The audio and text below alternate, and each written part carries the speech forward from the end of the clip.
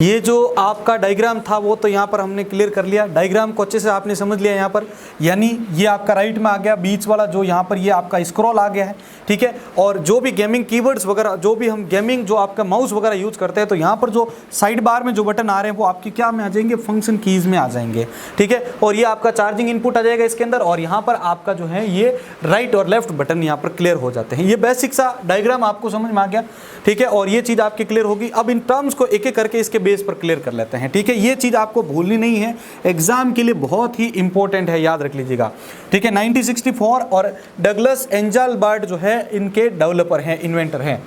अब हम एक एक करके इन चीज़ों को समझते हैं कि माउस के बारे में कौन कौन सी जो है ये चीज़ें एग्जाम में पूछने लायक है, ठीक है। तो सबसे पहले अपन इसको क्लियर करते हैं यहाँ पर कुछ इस प्रकार से। सबसे पहला पॉइंट, आपको माउस के मूवमेंट के बारे में ध्यान रखना है, ठीक है। माउस का मूवमेंट आपको पता होगा कि जब भी माउस के द्वारा, ये आपकी स्क्रीन है मान लीजिए, अब इस स्क्रीन के ऊपर जो भी आपका माउस होता है तो वहाँ पर क्या होता है, आपके पास ये पॉइंटर होता है कुछ एरो की शेप में। ये पॉइंटर क्या होता है आपका यहाँ पर ऊपर नीचे दाएं बाएं होता रहता है, जैसे जैसे आप कर्सर का मूवमेंट होता है वैसे।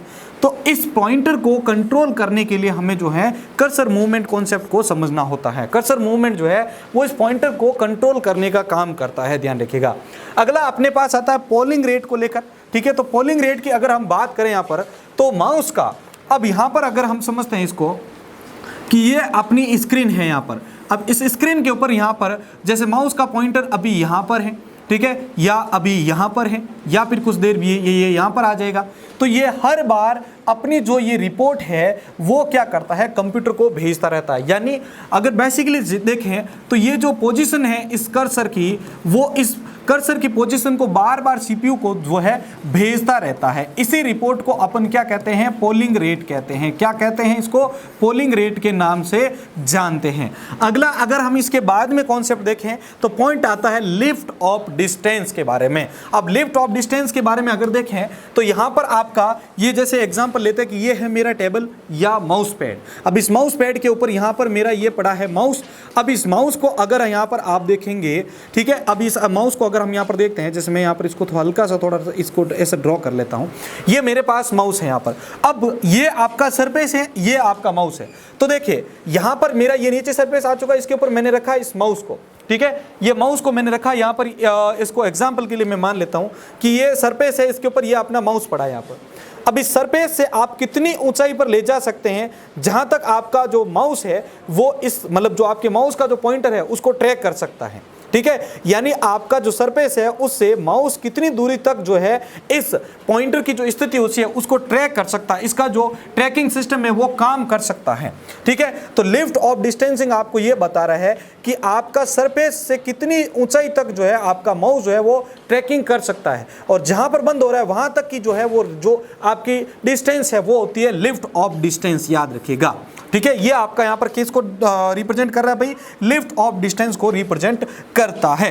आगे बढ़ते हैं और बात करते हैं नेक्स्ट कॉन्सेप्ट के बारे में। यहाँ पर तीनों पॉइंट क्लियर हो चुके हैं, ध्यान रखिएगा। कर्सर मूवमेंट का, ठीक है, ये पॉइंटर की स्थिति को कंट्रोल करेगा। पोलिंग रेट के अंदर ध्यान रखना, ये पोजीशन जो होती है, स्पीड जिसकी जो पोजीशन रिपोर्ट होती है वो यहाँ पर आपको देता है। इसके अलावा लिफ्ट रिपोर्ट में देखेंगे आप तो ये सरफेस से कितनी ऊंचाई तक जो है इसकी ट्रैकिंग चल सकती है, जहां पर बंद होगा तो उसके बीच की जो दूरी होगी वो होगी आपकी लिफ्ट ऑफ डिस्टेंस की। समझ में आ रही है आपको सुभाष जी?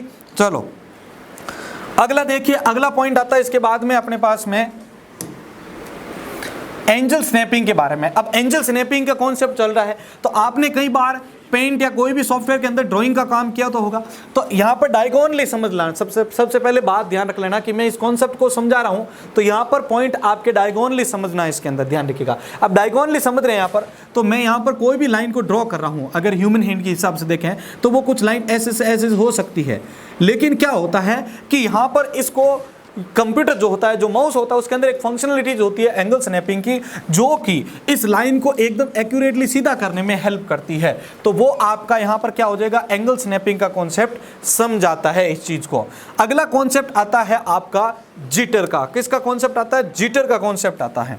अब देखिए यहाँ पर इस जिटर के अंदर कॉन्सेप्ट को ध्यान रखना है कि कई बार आपके साथ हुआ होगा कि कुछ इनकंसिस्टेंसी हो जाती है माउस का जो सरफेस होता है उसके साथ में, ठीक है। अब अगर इनकंसिस्टेंसी वहां पर हो रही है तो क्या होता है कि आपकी स्क्रीन के ऊपर माउस होता है कुछ इस प्रकार से हल्का हल्का जो है ये जो है वाइब्रेट करता हुआ या आपको ये डांस करता हुआ नजर आता है, हल्का सा हल्का, मतलब आप माउस उसको अगर मूव कर रहे हो तो आपकी एकदम एरो आपके कंप्यूटर में एकदम क्लियर आपको शो हो रही होगी कुछ इस प्रकार से, मान लो।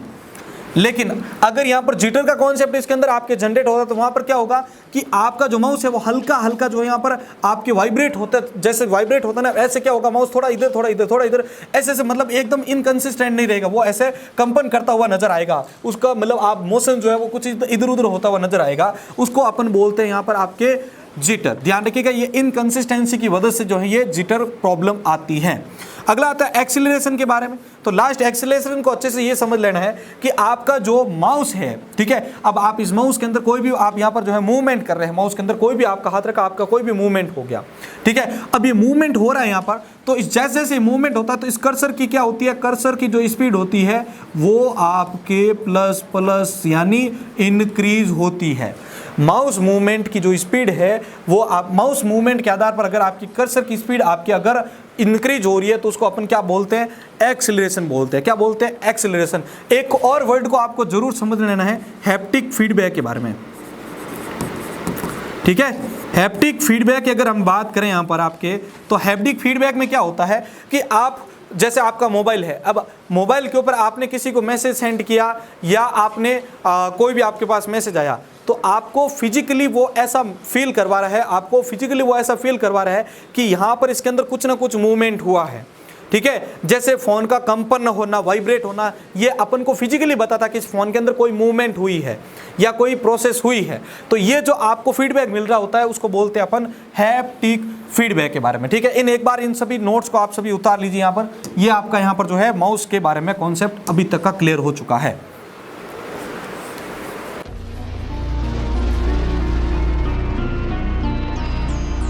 काल त्रिगुण संश्लेषम काल